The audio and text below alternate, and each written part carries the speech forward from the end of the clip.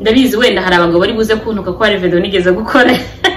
Iyi video irareba abakobwa n'abadamu. Hari ikintu nashatse kugira ngo nganirize abakobwa muri kundeba n'abadamu muri kundeba muri uyu mwanya. Wowe mukobwa uvuga ati ndashaka umugabo. Ndashaka umugabo, ndashaka kubaka. Hanyuma ukaba ufite target yo kuvuga ngo ndashaka umugabo ufite amafaranga. Ndashaka umugabo ufite akazi keza, ndashaka umugabo kera abakobwa twajyaga tuvuga ngo ndashaka umugabo w'umudokiteri n'ikibyo. Abakobwa benshi baba bashaka abagabo bafite amafaranga, bafite akazi keza. Ariko ntutekereze ko so rero ndagira nkubwira inama wa mudamu we uri mu rugo ufite ibyo bibazo uvuga ngo umugabo warakora ariko ntabwo uzi amafaranga yashyira mu byukuri kandi wowe uri mu rugo nawe nkukora. Igihe kirageze. Wabyumvise neza? Ushaka igihe cyo kwitaho ntuzagenda ngo wicupize umugabo ajya kureba avuga ati akhereba ko gisa n'iki byose. No. Kuba ukora ntabwo byemerewe yuko ugomba kwicupiza. Ugomba kwitaho, ugasa neza, ugahora ushayangana. Abadamu benshi bakunda kumbira ngo shantango ni igiki ukora ku buryo ngo ukora usa neza igihe cyo cyose. So rero ndagira ngo mbwira abadamu bari kundeba muri uyu mwanya, badamu bakobwa muri kundeba, mwumva ko mugomba kuzashaka abagabo bafite amafaranga, ariyo ntuze ariwo muntu ureba kuvuga ngo ndashaka umugabo ufite amafaranga, wumve ko ayo mafaranga nyine nayawe. No. Murakaza neza muryango muhire, murakaza neza. Chantal Akiza TV, murakaza neza muri Sanga. Hello. Amakuru yanyu murakomeye. Ni Chantal Akiza nkuko bisanzwe. Mama w'abana batatu, ndi mariée, ndashima Imana, mfite urugo rwiza, ndashima Imana cyane. So ubwo rero ndagarutse ngo tuganire.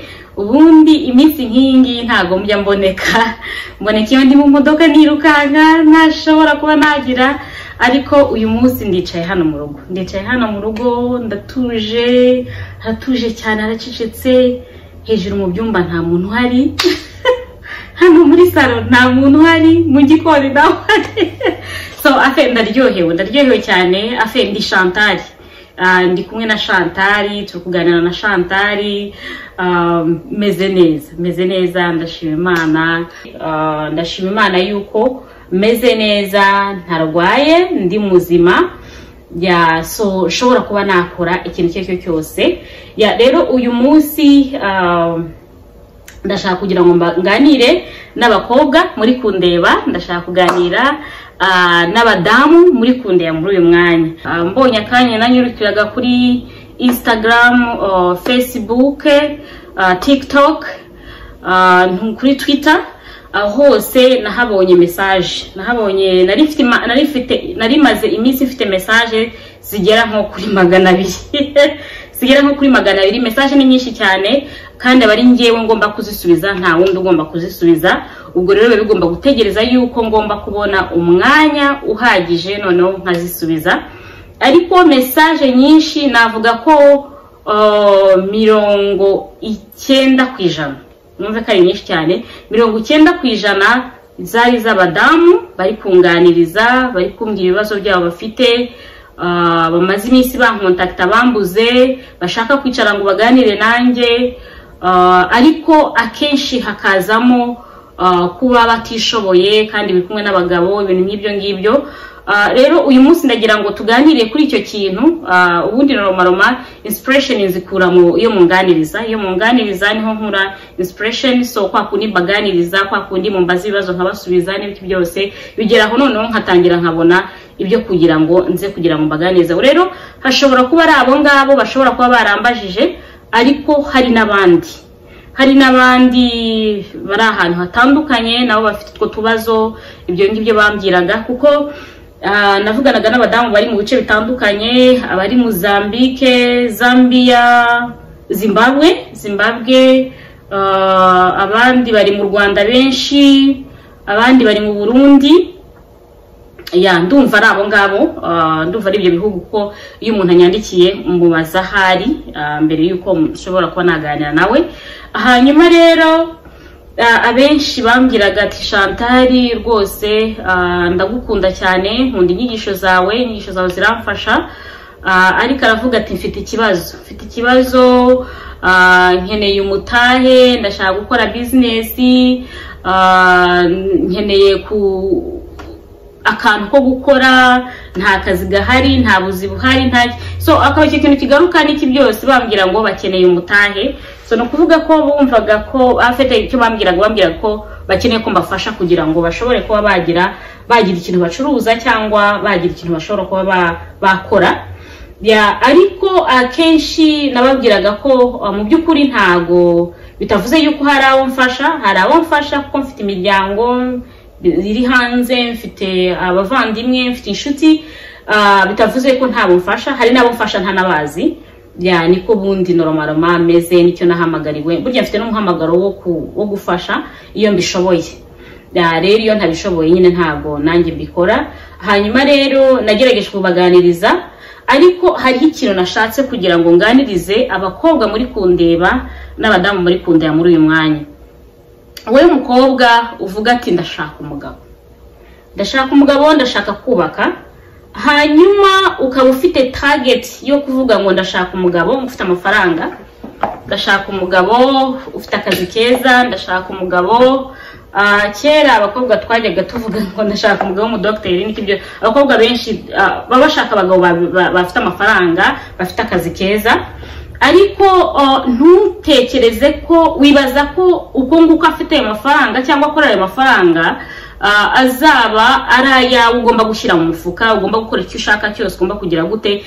Ntutekereze ko ayo mafaranga aza ku mubare. Hari amafaranga afite kuguhereza mu kwezi, wayarangiza that's bikarangira, ntagire ikintu na kimwe yongera kuguhereza. So ukazongera kumara ikindi gihe nta kintu udashobora kuba wakwigurira Kotex, udashobora kuba wakwigurira ikariso, udashobora kuba wakwigurira sutiye, ibintu nk'ibyo ngibyo, kubera ko uteze amaboko ku mugabo ngari we aguhereza.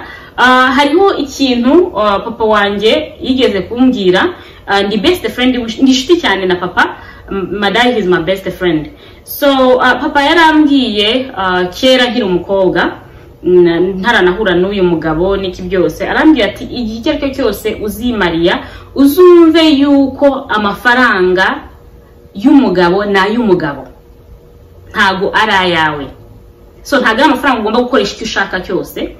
Rero uzabe umudamu ukora, uzashaka umugabo ukora, nawe akora, mufata amafaranga mugahurizamo hagati, ukagerayo ushyira muri banki, nawe ukagerayo ushyira muri banki, hanyuma mugashobora kuba noneho mwavuga ati nanjye mfite amafaranga shyira muri banki. Ariko nugenda wumva ngo umugabo wanjye afite amafaranga, wumve ko amafaranga agomba kujya mu mufuka wawe, amafaranga y'umugabo agomba kujya mu mufuka wawe, aravuga ati rwose uzaba wibeshye cyane, kubera ko amafaranga y'umugabo n'ay'umugabo. Exactly nibyo ushaka kubabwira mwebwe mu bakobwa mutari Mariya. Wowe hari abakobwa benshi bagiye banyandikira, vraiment my sisters, iki kintu mu gihagarike kunyandikira ukambwira ngo Chantal shakira umugabo uba muri Amerika ufite amafaranga, nubwo yaba muri Afrika ariko akaba afite amafaranga. Why? Kubera icyo ushaka umugabo ufite amafaranga? Eske wowe kudashobora kuba wayakorera? Hari ibintu bito ushobora kuba wakora, ugashobora nawe kuba wakorera amafaranga. Urashobora gucuruza amandazi, urashobora gucuruza amavoka, imineke, utuntu duto, ariko nawe ukajya mu rugo ufite ikintu uvuga ati nanjye ndatanga mu rugo, hari icyo ngomba guhereza mu rugo. Nta kumva ngo ugomba gutega amaboko umugabo wawe, no ugomba kuguhereza ikintu, ugomba kuguhereza ikintu, ugomba kugurira ikintu, ugomba kugurira gutya. No.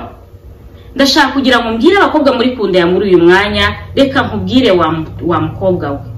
Wowe wumva ngo urashaka kuzashaka umugabo ufite amafaranga, ngo hanyuma wumve ko amafaranga y'uwo mugabo ari ugiye kurya.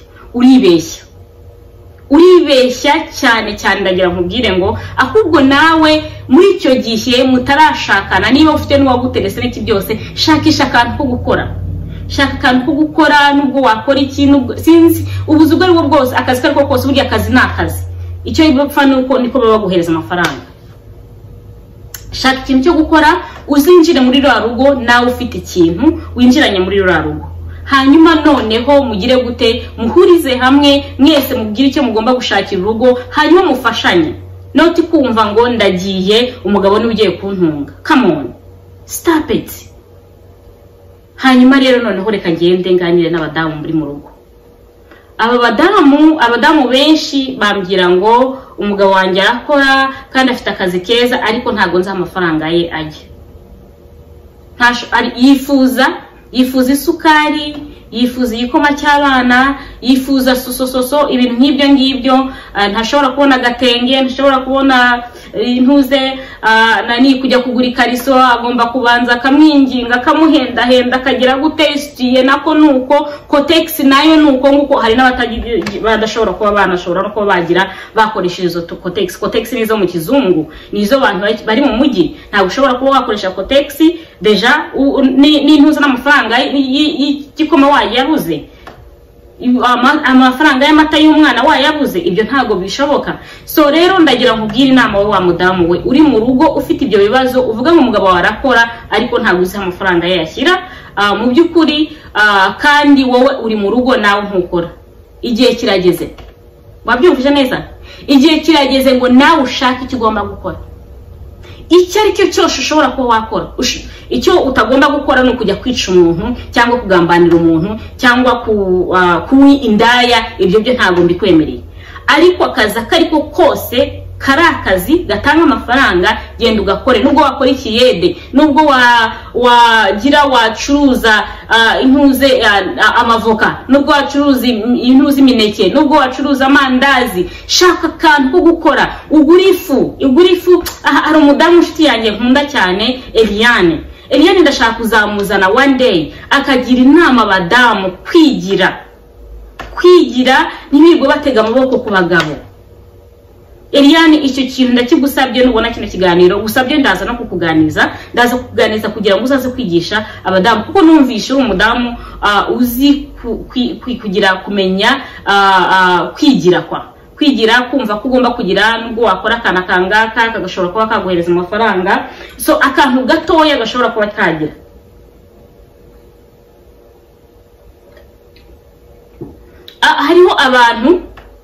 Hariho abadamu abishuti zanjye badoda imipira.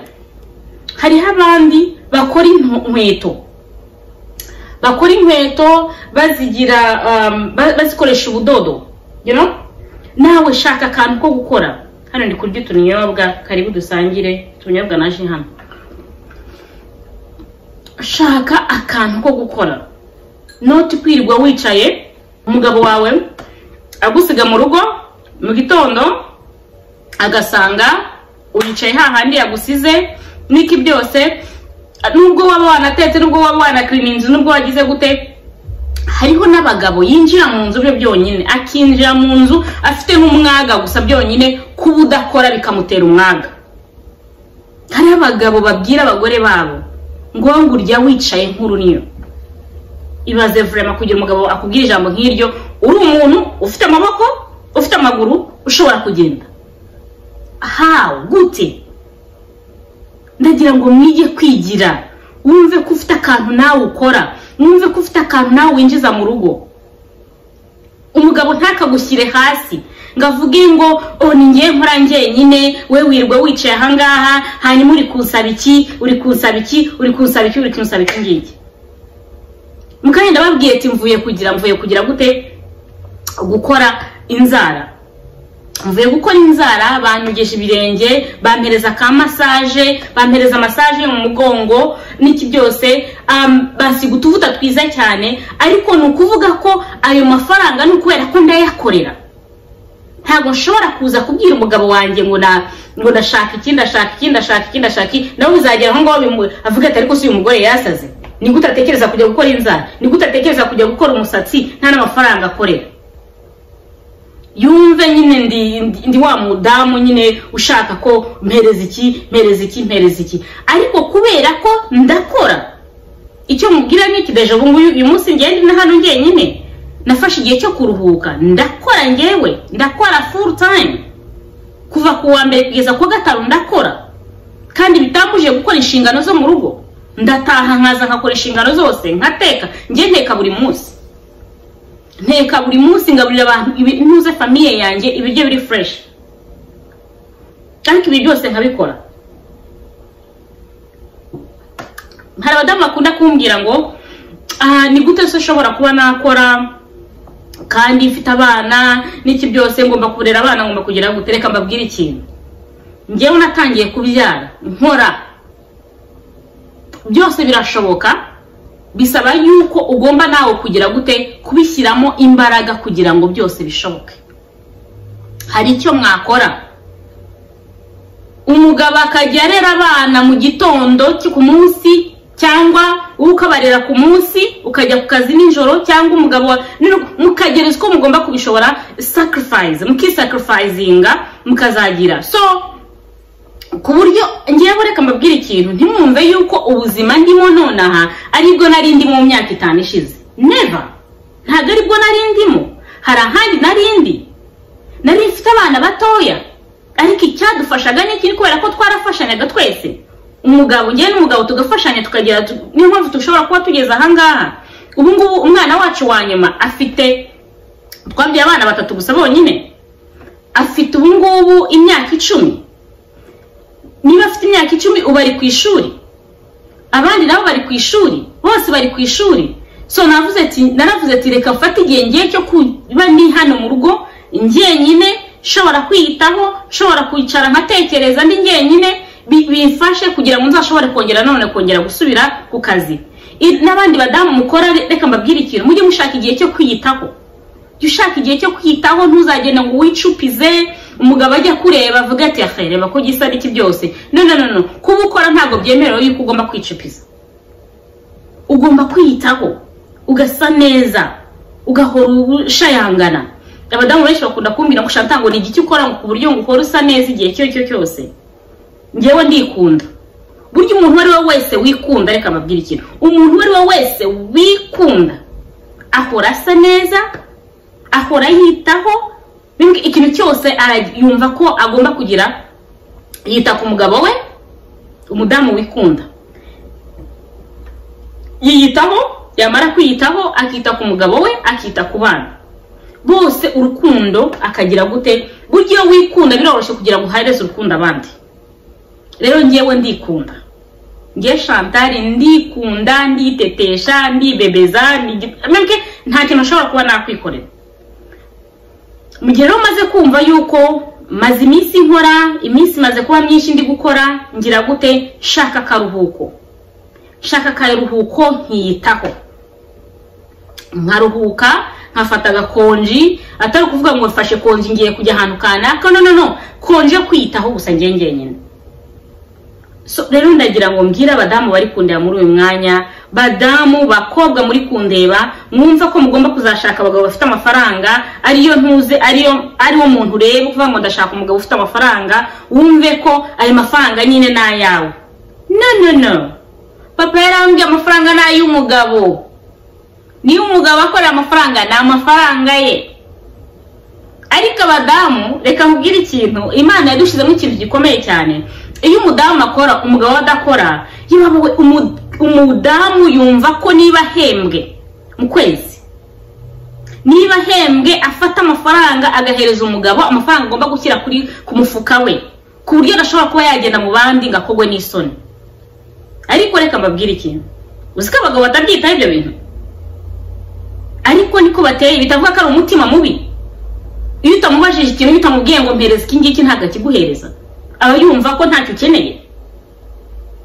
Rero hariho ukuntu nyine uvuga ati ariko se umuntu ndaguma musaba buri gihe, buri munsi, ukumva nawe ugize isoni zo kuguma usaba umugabo. Kuko nyine uko umusaba kenshi niko nantu hatangira kugira gute, atangira kukubona as useless, atangira kukubona ko ntacyo maze, n'ubundi yirirwa yicaye, yirirwa asabiriza, yirirwa asaba iki, yirirwa ngira gute. So rero ndagira ngo mbabwire inama mwe abadamu mwe muri kundeba, mwe abakobwa muri kundeba, iga kwigira. Wumve ko ugomba gukora amafaranga yawe, ugira amafaranga yawe yo kumufuka, uvuga ati ninyura hariya ndashobora kuba nagura kano kantu, ningiye hariya ndashobora kugura kano kantu, ndashobora kujya muri salon nkakora imisatsi yanjye ku mafaranga yanjye ngiye nakoreye, ndashobora kugura lipstick ku mafaranga yanjye nakoreye, tiron kanani kapudre ku mafaranga yanjye nakoreye, Kotex ku mafaranga yanjye nakoreye, ikarso ku mafaranga yanjye nakoreye, soutien ku mafaranga nakoreye, kugeza kuva hasi kugeza hejuru ku mafaranga yanjye nanjye nakoreye. Biraryoha cyane kurya amafaranga wakoreye, biraryoha cyane kwambara mu mafaranga wakoreye, biraryoha cyane ukiyitaho ku mafaranga yawe wakoreye, biraryoha cyane. Ndabibabwiye ngo ngewe kuva nashaka vraiment ntago ndicara na rimwe. Abantu banzi barabizi ntago ndicara na rimwe, kandi sindata inshingano zanjye z'urugo. Muri iyo myaka 14 maze nubatse, ndakora full time kandi nkitaho umugabo wanjye, nkitaho abana banjye, byose nkabikora. Nababwiye ati ngiye nteka buri munsi, ni mu byumva murumva ndi umusazi. No, ntago ndi umusazi. Icyo ugomba gukora ni iki ngiki. Nigeze gukora video, hari video nigeze gukora ndi kubivuga ku bintu byo guteka buri munsi. Abadamu benshi bari banyisha hano muri Amerika, ngo ni gute ngo uvuga amagambo nk'ayo ngayo, ngo atuma abagabo bacu bivumbura, banga kurya ibiryo mu twabashuhirije, byanga kugira gute n'iki byose. Reka mabwire ikintu, ntago bizambuza kuvuga ukuri ngo ni kubera ko ndi gutuma abagabo banyu bigumura. Guteka buri munsi ntago bivuze yuko ugomba guteka ibiryo ugomba kumara mu gikoni amasaha 2 saa ingana. No, ngiye maze mu gihe kinini mu gikoni. Iyo natetse bya bintu nyine biruhije, mvuga ati ndashaka ko umuryango wanjye ujye bino biryo ibi nibi, ntago ndenze isaha mu gikoni. Kandi nteka buri munsi, buri gihe mvuye ku kazi ku mugoroba ngera hano nkafata nkicaraho gatoya cyangwa 30 minutes, nkafata kanapo nkaryamaho gatoya, nkaruhuka, nkabyuka nkateka. Kuko none ubu ngubu nsigaye mfite noneho n'abana, abana bacu n'aba teenager, abana bacu batangiye gukura, urumva batangiye gukura. Umwe bose bari muri secondaire, bose bajyana ibiryo ku ishuri. So ubwo biba bigomba yuko buri munsi ndateka kugira ngo baze kuvanaho ibiryo bagomba kugira gute kujyana ku ishuri mu gitondo, ibyo bari buze kuza kujya kumano. Kandi ntacyo bintwara, kandi ndanakora. So rero ntabwo wavuga ngo ni kubera ko mufite abana benshi ngomba kwitaho ibintu byo mu rugo ngo sinshobora gukora. No, urashobora gukora akazi kariko kose, ukinjiza amafaranga mu rugo, nawe ukagira amafaranga wenjeje mu rugo. Nari nshonje ho gatoya, ndavuga ati reka mfate ubunyobwa, mfite ubunyobwa bukaranze n'akaji, none ndumva ntangiye guhaga. So ubwo rero ni ibyo ngibyo twaganiraga. Imana ikomeze kuba umugisha, ndabakunda cyane.